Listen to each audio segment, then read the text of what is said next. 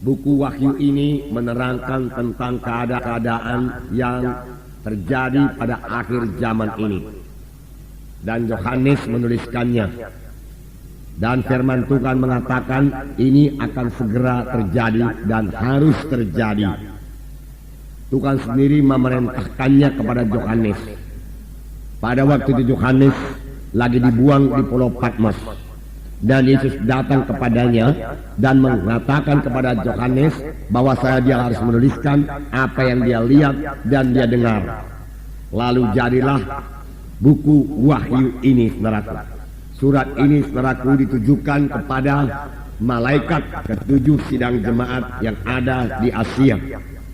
Yang dimaksud dengan malaikat sidang jemaat di sini adalah pemimpin sidang atau gembala sidang. Bukan malaikat yang biasa melayani di sorga.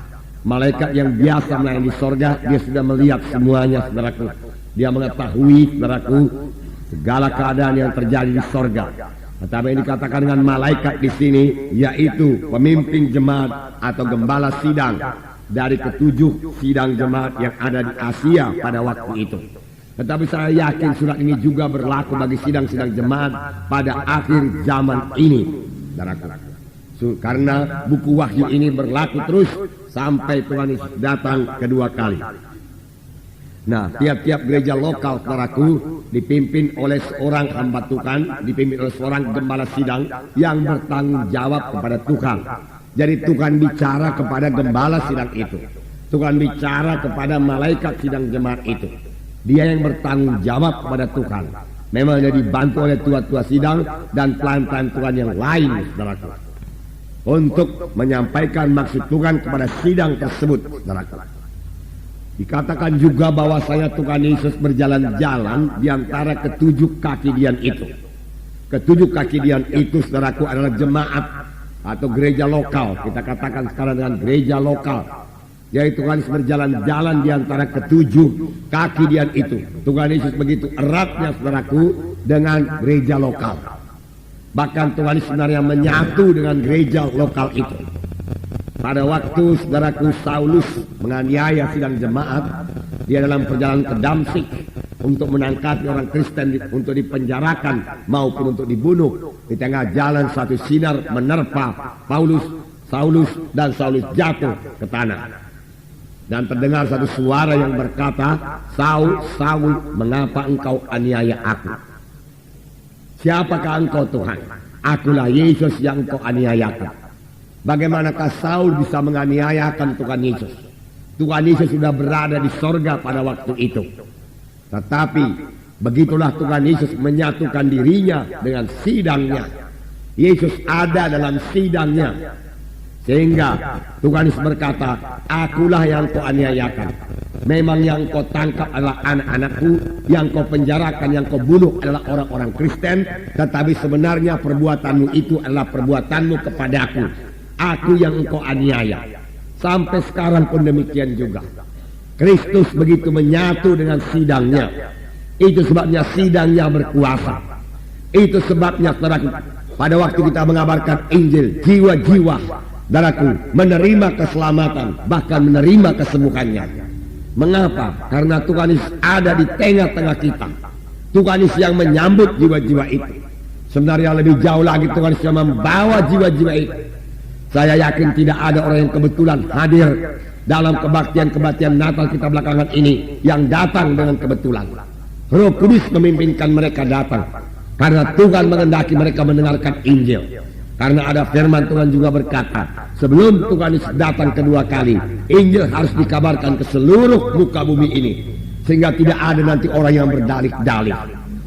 Dia sudah mendengar berita Injil. Sekarang terserah kepada mereka untuk menerima atau menolaknya. Tuhan tidak akan pernah memaksa mereka. Saudaraku, mengapa Tuhan membangunkan gereja lokal ini? Dan dalam buku Matius dikatakan, pintu alam maut sekalipun tidak bisa mengalahkannya.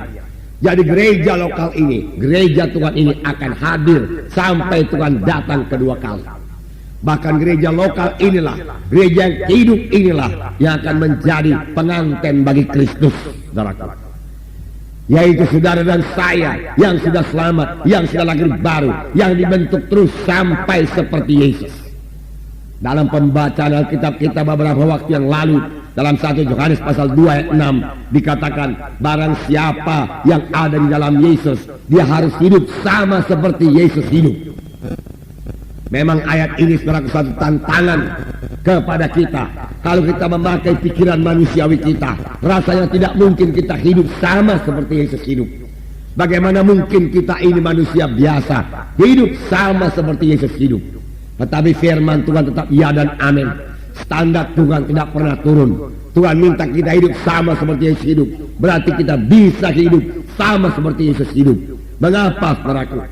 Bagaimana firman Tuhan 2 minggu yang lalu saudaraku dikatakan, orang yang ada dalam Kristus tidak berbuat dosa lagi. Mengapa? Karena benih Allah tinggal dalam dia. Kita sudah lahir daripada Allah. Ada kehidupan Tuhan memasuki kehidupan kita. Dengan kehidupan daripada Tuhan itulah kita mengalahkan dosa. Sehingga dosa, maka setan tidak berkuasa atas hidup kita. Dalam kebaktian-kebaktian Natal, jiwa-jiwa ditantang untuk bertobat, meninggalkan semua dosa, meninggalkan semua kebiasaan-kebiasaan yang jelek. Banyak di antara mereka berpikir, saya tidak akan sanggup meninggalkan kebiasaan saya yang sudah begini lama mengikat saya. Saya sudah mencobanya beberapa kali, tetapi saya tidak juga berhasil. Memang dia tidak akan berhasil, saudaraku, sepanjang dia mencoba melepaskan kebiasaannya yang tidak baik itu dengan kekuatannya sendiri.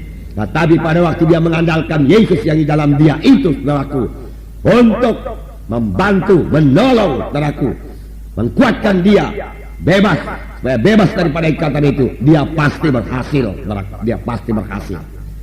Nah, saudaraku, Bongke memberikan perumpamaan, saudaraku, mengenai seekor semut di telinga seekor gajah. Mereka dua bersahabat karib, mereka bersatu. Lalu semut ini berkata kepada gajah, mari kita goncang jembatan gantung itu. Dan gajah berkata, baiklah sobatku. Lalu gajah mulai berjalan dan menginjakkan kakinya di jembatan itu. Pada waktu itu saja, saudaraku, jembatan gantung itu sudah bergoyang. Pada waktu gajah mulai melangkah di jembatan gantung itu, jembatan itu bergoyang dengan kerasnya sampai mereka ke seberang. Sampai di seberang, semut ini berkata kepada gajah, kita sudah menggoncang jembatan itu. Semut sendiri tidak bisa melaksanakannya. Saya sendiri tidak bisa melaksanakannya. Saudara sendiri tidak bisa melaksanakannya. Tetapi kita tidak sendiri, saudara. Yesus di dalam kita itulah yang melaksanakannya. Oleh sebab itu, yang kita berkata, bersama-sama dengan Yesus kita melaksanakan pekerjaan yang besar. Tuhan Yesus juga berkata kepada kita, pekerjaan-pekerjaan yang aku kerjakan akan kamu kerjakan. Bahkan pekerjaan-pekerjaan yang lebih besar daripada ini akan kamu kerjakan karena aku pergi kepada Bapa. Yesus sudah di sorga sekarang, tetapi di dunia ini masih ada anggota tubuhnya yang akan mengerjakan pekerjaan Yesus. Saudara mengetahui pada waktu Tuhan Yesus berada di bumi ini, dia memakai tubuhnya berjalan ke sana kemari untuk memberitakan Injil. Dia mengulurkan tangannya menyembuhkan orang sakit. Dia memakai mulutnya mengabarkan Injil. Dia berkata, hai anakku, dosamu sudah diampuni. Memang dua perkara baru dilakukan Tuhan Yesus yang paling banyak dilakukan Tuhan selama dia di dunia ini, yaitu dia berkata kepada jiwa-jiwa, hai anakku, dosamu sudah diampuni. Kemudian Tuhan Yesus berkata, hai anakku, sembuhlah engkau daripada penyakitmu itu. Dua perkara ini senantiasa lakukan Tuhan. Pada waktu Tuhan Yesus berada di bumi ini, dia berjalan dengan kakinya dan dengan tangannya dia meletakkan tangan. Sekarang dia sudah ada di sorga. Bagaimana dia meletakkan tangan? Bagaimana, saudaraku, dia berkata lagi, hai anakku, dosamu sudah diampuni atau mengajar? Saudaraku, sekarang Tuhan memakai anggota tubuhnya, yaitu saudara dan saya, yang telah menggabungkan diri dalam satu gereja yang hidup, yang telah menyerahkan diri menjadi anggota satu gereja yang hidup. Tuhan memakai sidangnya sekarang ini. Tuhan memakai anggota tubuhnya menyampaikan maksudnya yang kekal. Boleh jadi saudara bertanya, apakah sebenarnya maksud tujuan Allah yang kekal itu, yang dari zaman ke zaman tidak pernah pudar, yang tetap ada di hati Bapa? Apakah itu, saudaraku? Saudaraku, apakah itu, saudaraku, hanya jiwa-jiwa selamat saja bukan sampai di situ saja. Bagus sekali kalau jiwa-jiwa sampai kepada keselamatan.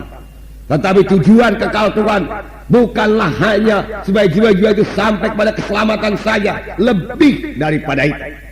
Saya akan membacakan kepada saudara apakah tujuan kekal Tuhan. Hari ini kita melihat buku Wahyu. Tetapi mari kita lihat buku Kejadian lebih dahulu. Sebab di sini dikatakan saudaraku, tujuan kekal Tuhan saudara pada waktu dia menjadikan manusia. Apakah maksud Tuhan kepada manusia ini? Saya membacakan kepada saudara Kejadian pasal 1 ayat 26 sampai 29. 26 sampai 28. Marilah kita membacanya bersama-sama. Inilah yang selalu ada di hati Bapa.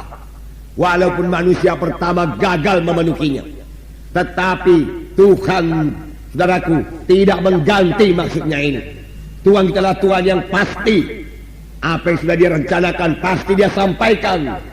Dia bukan bekerja sebagai orang yang bekerja separuh hati, lalu terdapat halangan, lalu dia berhenti, saudaraku, mengerjakan pekerjaan yang lain, mengganti, saudaraku, pekerjaannya. Kalau orang dunia ini mengganti bisnisnya, kalau dia gagal dalam satu bisnis, Tuhan kita bukan Tuhan yang demikian. Apa yang sudah dia rencanakan dari murahnya akan dia sampaikan sampai kehendak Tuhan jadi. Kejadian pasal 1:26 kita akan membaca bersama-sama. Berfirmanlah Allah, baiklah kita menjadikan manusia menurut gambar dan rupa kita, supaya mereka berkuasa atas ikan-ikan di laut dan burung-burung di udara, dan atas ternak, dan atas seluruh bumi, dan atas segala binatang yang melata dan merayap di bumi. Maka Allah menciptakan manusia itu menurut gambarnya. Menurut gambar Allah diciptakannya dia, laki-laki dan perempuan diciptakannya mereka. Allah memberkati mereka. Lalu Allah berfirman kepada mereka, beranak cuculah dan bertambah banyak, penuhilah bumi, taklukkanlah itu, berkuasalah atas ikan-ikan di laut dan burung-burung di udara, dan atas segala binatang yang merayap di bumi. Saudaraku, inilah tujuan kekal Allah dari mulanya. Inilah yang ada di hati Bapa. Karena Bapa menginginkan satu mempelai, satu pengantin buat anaknya. Dia menciptakan manusia. Sebagai apakah manusia itu diciptakan? Di sini dikatakan menurut gambar dan rupa. Tuhan menciptakan manusia itu menurut gambar dan rupa Allah. Semua kejadian-kejadian diciptakan Tuhan hanya dengan ucapannya saja, hanya dengan firman-Nya saja. Jadi terang, jadi terang. Jadi matahari, bulan, bintang, jadi. Tetapi untuk menjadikan manusia, Tuhan memang mengambil tanah liat, lalu membentuk manusia itu serupa dengan Tuhan. Inilah ciptaan Tuhan yang paling tinggi menurut gambar dan rupa kita, supaya Ia berkuasa di bumi ini. Tetapi bukan hanya berkuasa, Tuhan mengendaki saudaraku mereka beranak cucu, bertambah banyak, berlipat-lipat kali ganda, memenuhi bumi dan menaklukkan bumi ini, dan berkuasa. Saudaraku sayang, manusia itu, manusia yang pertama Adam dan Hawa itu gagal. Gagal karena setan. Tuhan tidak mengendaki gerejanya pada akhir zaman ini gagal. Tuhan sudah berkata dalam Matius 16 ayat 18, pintu alam maut sekalipun tidak bisa mengalahkannya. Di manakah gagalnya manusia pertama itu? Saudara berkata dia masih beranak cucu, masih bertambah banyak, masih. Tetapi gagalnya mereka jatuh dari rupa dan gambar Tuhan. Rupa dan gambar Tuhan mereka jatuh karena mereka ditipu oleh setan. Setan memang menipu sampai sekarang ini. Dalam kebaktian Natal saya memperingatkan jiwa-jiwa. Semalam dalam kebaktian Natal muda-mudi saya memperingatkan muda-mudi, dan mereka jangan menuruti suara setan. Jangan mau dibujuk-bujuk oleh setan yang merusakkan hidup mereka. Hidup yang sebenar-benarnya damai adalah hidup dalam firman Tuhan, bukan di luar firman Tuhan. Bukan hidup bebas berbuat kehendak hati, memuaskan hawa nafsu. Itu sama dengan anak yang hilang, yang tidak ada yang mengekangnya lagi. Dia bebas, saudaraku, mengumbar hawa nafsunya. Tetapi apa yang jadi kepada dia? Dia dipermalukan, direndahkan, kekurangan, penyakitan, di kandang babi.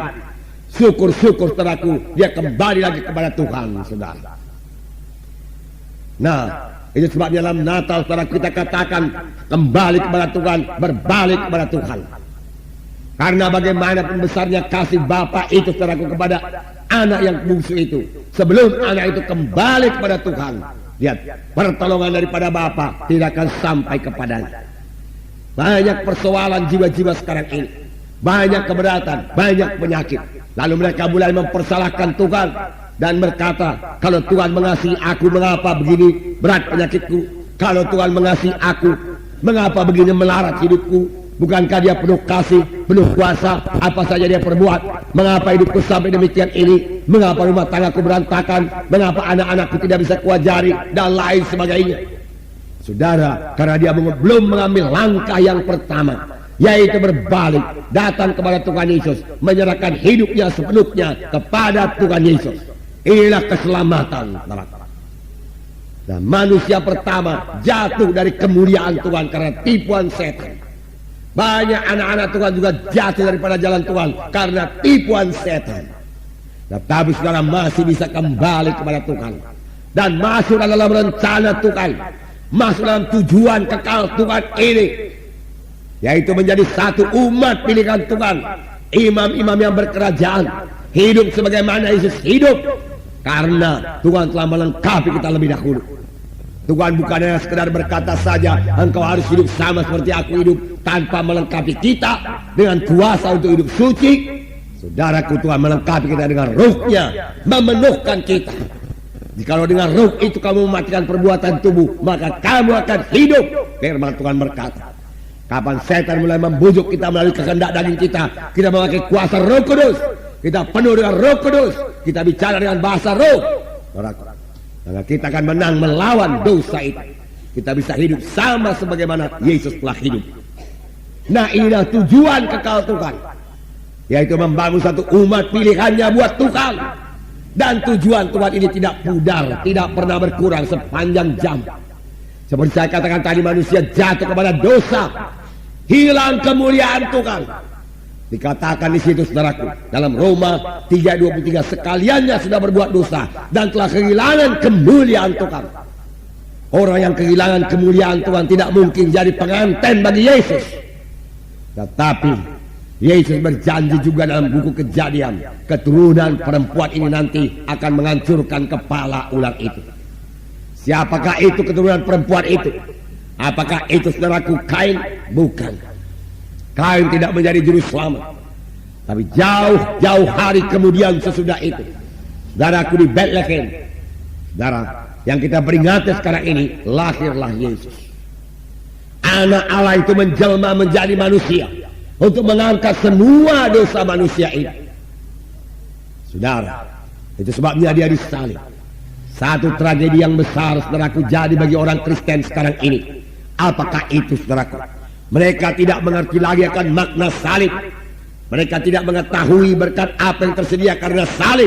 Dari salib itu, biarlah saya terangkan kepada saudara, Yesus mati di kayu salib bukan untuk dirinya sendiri.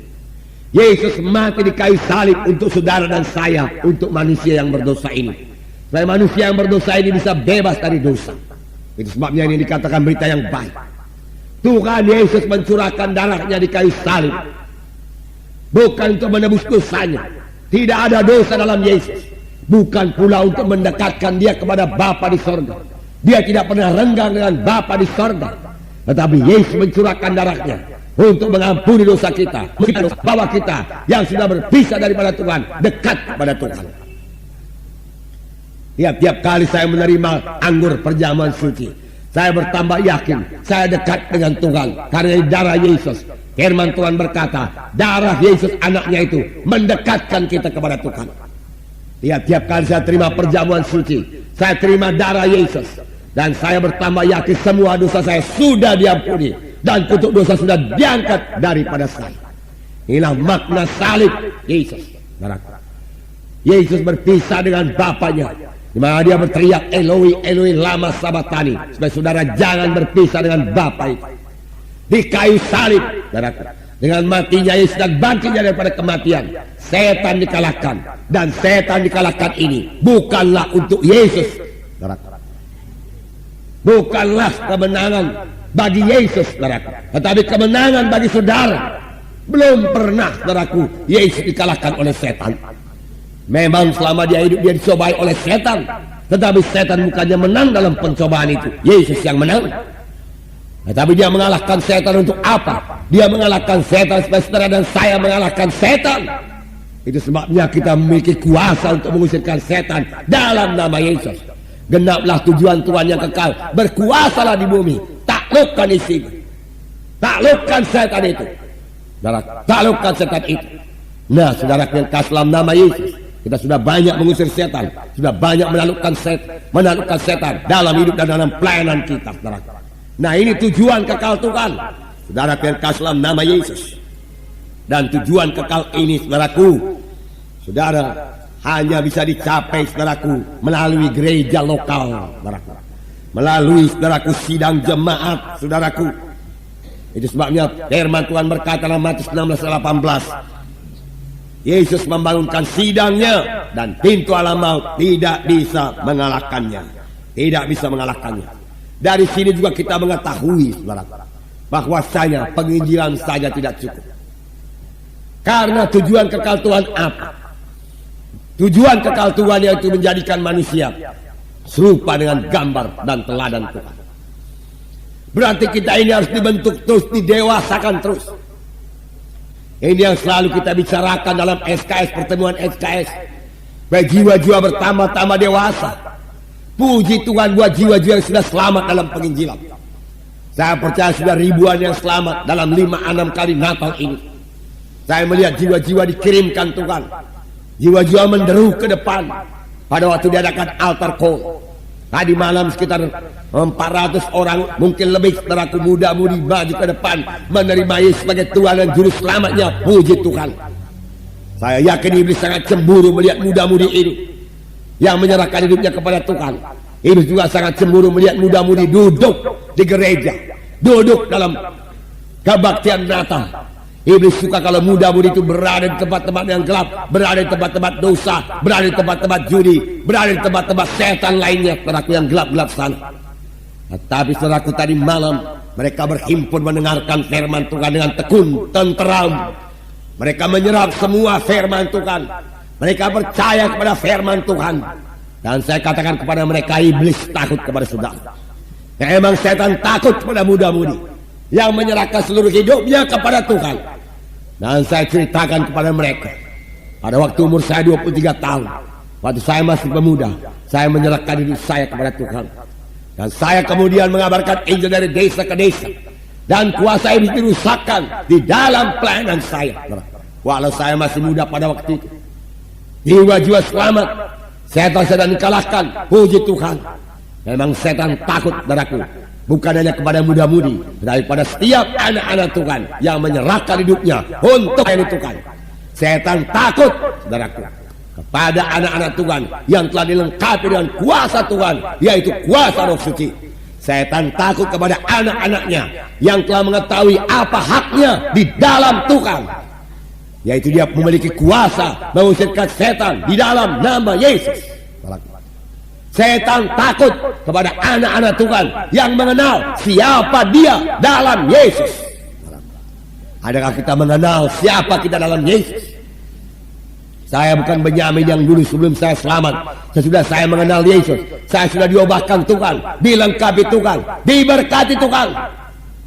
Saya tidak dibawa kutuk dosa lagi, tetapi saya sudah dibawa berkat Abraham. Demikian juga saudara.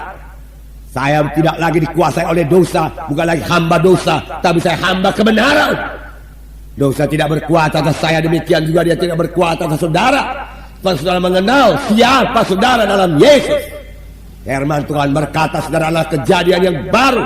Perkara-perkara lama lenyap, perkara-perkara yang baru sudah timbul sepanjang saudara mempraktekkannya, memintanya, kemudian mempraktekkannya. Supaya saudara menolak semua tabiat-tabiat lama itu. Kapan setan mulai menyodorkannya kembali kepada saudara, tolak dalam nama Yesus. Haleluya, saudara. Haleluya. Haleluya. Bahkan firman Tuhan lebih jauh berkata, kita ini lebih daripada pemenang-pemenang. Bukan hanya menang saja, lebih daripada pemenang-pemenang. Begitulah luar biasa kelengkapan yang diberikan Tuhan kepada kita, saudaraku. Karena Tuhan mau mencapai tujuannya yang kekal itu. satu umat pilihan, saudaraku, yang serupa dengan dia. Kembali saya katakan, 1 Yohanes 2:6, siapa yang mengatakan dia ada dalam Yesus, dia harus hidup sama sebagaimana Yesus hidup. Tidak mustahil dengan kuasa Roh Kudus, saudaraku. Memang tidak terus sempurna, saudaraku, tapi Tuhan akan membawa kepada kesempurnaan. Jadi saudaraku, kalau kita sudah mengetahui tujuan kekal Tuhan ini, biarlah ini menggerakkan kita, bukan hanya untuk menginjil, tetapi untuk melayani jiwa-jiwa yang sudah selamat itu.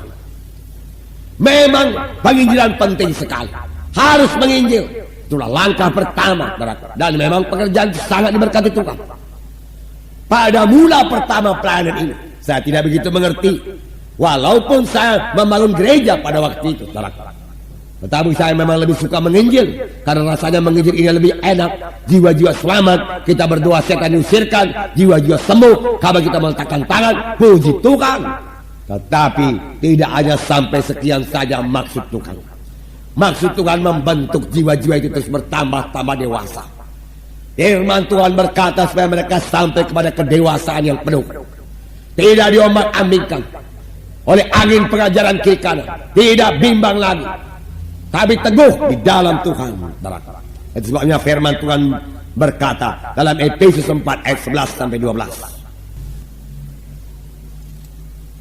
Ayat 11 dikatakan di sini, dan ialah yang memberikan baik rasul-rasul maupun nabi-nabi, baik pemberita-pemberita Injil maupun gembala-gembala dan pengajar-pengajar, untuk memperlengkapi orang-orang kudus bagi pekerjaan pelayanan, bagi pembangunan tubuh Kristus, supaya kita semua telah mencapai kesatuan iman dan pengetahuan yang benar tentang anak Allah, kedewasaan penuh dan tingkat pertumbuhan yang sesuai dengan kepenuhan Kristus, sehingga kita bukan lagi anak-anak yang diombang-ambingkan oleh rupa-rupa angin pengajaran, oleh permainan palsu manusia dan kelicikan mereka yang menyesatkan. Amin, saudara.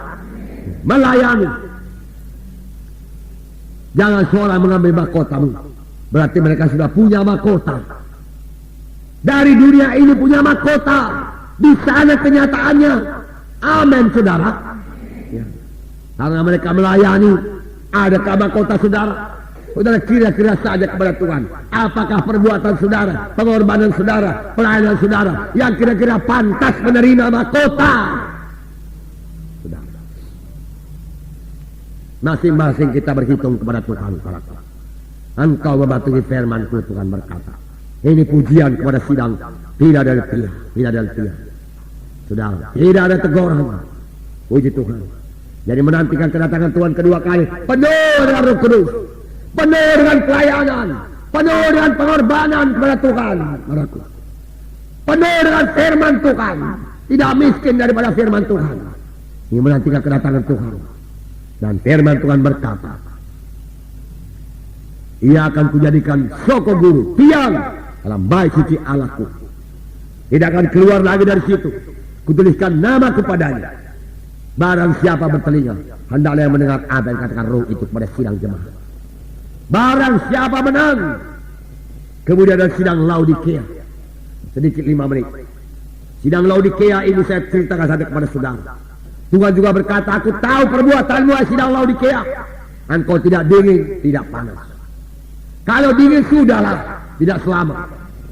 Saudara, menyembah berhala. Tetapi itu pun tidak. Tapi hangat pun tidak. Panas pun tidak. Suam. Ini gereja kompromi. Kompromi dengan duniawi. Dua sidang ini akan muncul pada akhir zaman. Sidang Philadelphia dan sidang Laodikea. Apakah Tuhan membiarkan saja keadaan suam? Tuhan berkata, kau muntahkan engkau.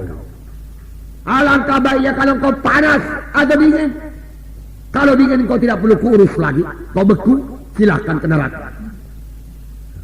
Tetapi karena kau suap, juga tidak laku pada aku memuntahkan engkau keluar dari mulutku, dia katakan. Tetapi engkau berkata, aku kaya. Sidang ini tidak sadar keadaan. Tidak sadar. Banyak acaranya, banyak. Acaranya apa? Bukan penginjilan, bukan pembangunan sidang. Acaranya acara sosial. Ini gereja akhir zaman. Makan-makan, kumpul-kumpul, bicara metode-metode, dapat metode-metode, tidak bergerak, tinggal metode. Rencana-rencana, rapat-rapat yang panjang, saudaraku, hanya di atas kertas. Kerap kali kita tidak ada di atas kertas, cuma ada di lapangan. Puji Tuhan. Sudah. Haleluya. Mereka tidak tahu keadaannya, tidak sadar. Mereka berkata, aku kaya dan telah memperkaya diriku, dan aku tidak kekurangan apa-apa. Inilah kata sidang Laodikia, tidak kurang aku, kaya aku. Karena engkau, tetapi engkau tidak tahu bahwa engkau melarat, malang, miskin, buta, telanjang. Ini rohani. Mereka memang berada di daerah yang kaya. Anggota-anggotanya juga kaya dan memperkaya diri. Karena kota Laodikia adalah kota dagang, terutama dalam pengobatan mata. Mereka sangat terkenal dalam pengobatan mata. Dan kau akhir dalam pengobatan mata, Tuhan berkata, tapi sebenarnya engkau buta, telanjang, tidak berpakaian. Padahal di Laodikia ini ada pabrik wool, kain wool. Tetapi Tuhan berkata mereka telanjang. Tetapi walaupun demikian Tuhan masih menawarkan berkat. Maka aku menasihatkan engkau supaya engkau memberi daripadaku emas yang telah dimurnikan dengan api, agar engkau menjadi kaya, dan juga pakaian putih supaya engkau memakainya, agar jangan kelihatan ketelanjanganmu yang memalukan itu, dan lagi minyak untuk melumas matamu supaya engkau dapat melihat. Barang siapa kasih ku tegur dan kuajar, setelah itu relakanlah hatimu dan bertobatlah. Terima, aku masih mau menolong engkau, Tuhan berkata. Bertobatlah engkau, Tuhan berkata. Aku mau memberi roh suci membuka mata rohanimu. Kalau engkau mau sadar. Tetapi kalau engkau tidak sadar dan menganggap dirimu kaya, tidak kekurangan suatu apapun, padahal engkau miskin, buta, bertelanjang, mari terima pakaian daripadaku, terima emas daripadaku, terima minyak Roh Kudus, supaya engkau melihat, Tuhan berkata. Memang engkau kuhajar, Tuhan berkata, karena aku mengasihi. Tetapi sayangnya dalam sidang ini, lihat aku berdiri di muka pintu dan mengetuk. Jikalau ada orang yang mendengar suaraku dan membukakan pintu, aku akan masuk mendapatkannya, dan aku makan bersama-sama dengan dia, dan dia bersama-sama dengan aku. Selalu ayat ini kita pakai buat orang yang belum selamat. Yesus berdiri di muka pintu hati saudara, dalam KKR, dalam kebaktian Natal. Tetapi lihatlah ayat ini dipakai saudaraku untuk sidang Laodikia. Bagaimanakah sidang Laodikia? Yesus di luar sidang, saudara. Tidak dalam sidang lagi Yesus, saudara. Mereka tidak perlu Yesus lagi. Mereka punya acara sendiri. Mereka punya rencana sendiri. Mereka menjalankan gereja dengan kekuatannya sendiri. Yesus sudah di luar, saudara. Tetapi Yesus masih mengetuk pintu. Biarkan aku masuk. Makan dengan aku, bersekutu dengan aku, bersama-sama dengan aku. Dan Tuhan masih menjanjikan, barang siapa yang menang, ia akan kududukan bersama-sama dengan aku di atas tahtaku. Bagaimana aku telah menang dan duduk bersama-sama dengan Bapakku di atas tahtanya. Siapa yang bertelinga, hendaklah yang mendengarkan apa yang dikatakan Roh kepada jemaat-jemaat. Ini sidang yang terakhir. Saya percaya dua sidang ini akan jadi pada zaman akhir ini. Yang jahat akan bertambah jahat, yang baik akan bertambah baik, yang suci akan bertambah-tambah suci. Jangan kompromi, saudara. Tidak kompromi dengan kuasa kegelapan. Hajimat berkala, tanggal-tanggal dukun-dukun. Saudaraku, anak-anak Tuhan tidak ada urusan dengan itu, saudaraku. Tidak ada. Potong tahu dengan hal-hal seperti itu. Tidak menjamah hal-hal kegelapan seperti itu. Menyebutnya pun malu di tengah-tengah sidang Tuhan. Segala kenajisan, kekotoran, tinggalkan semua dalam nama Yesus. Tinggalkan semua. Kalau Bongke berkata, mengapa Yesus belum masuk? Karena dalam rumah itu masih ada partner-partner yang salah dalam hati orang itu. Apa itu partner yang salah? Hajimat berkala, tanggal-tanggal dukun-dukun. Apa itu partner yang salah? Keduniawian. Apa itu partner yang salah? Karena kenajisan, saudaraku. Hawa nafsu, saudaraku. Kehendak daging, percabulan, perzinahan, saudaraku. Sudah. Sekarang ada yang dikatakan kumpul kebo. Semua itu, saudaraku, kekejian kepada Tuhan. Saudaraku, mari kita masuk kepada kesucian Tuhan. Sudah. Bagaimana sidang di Philadelphia ini, tidak menyangkal Tuhan, kudus dan benar di hadapan Tuhan. Barang siapa yang berkata dia ada dalam Yesus, hendaklah dia hidup sama seperti Yesus hidup. Inilah tujuan kekal Tuhan dari mulanya, yaitu satu umat pilihannya. Bisakah kita laksanakan? Bisa. Penuh dengan Roh Kudus, penuh dengan firman Tuhan, banyak berdoa, setia kebaktian, serahkan diri saudara pada gereja yang hidup, mulai melayani. Aku tahu perbuatanmu, Tuhan berkata. Aku tahu hidupmu, Tuhan berkata. Pujilah Tuhan, biar semua kita menang. Sama sebagaimana firman Tuhan ini berkata, barang siapa yang menang, barang siapa yang menang, jangan ada yang kalah. Biarlah kita menang, karena Tuhan telah memberikan kelengkapan bagi kita untuk menang, yaitu kuasa Roh Kudus yang di dalam hati kita. Mari kita berdiri.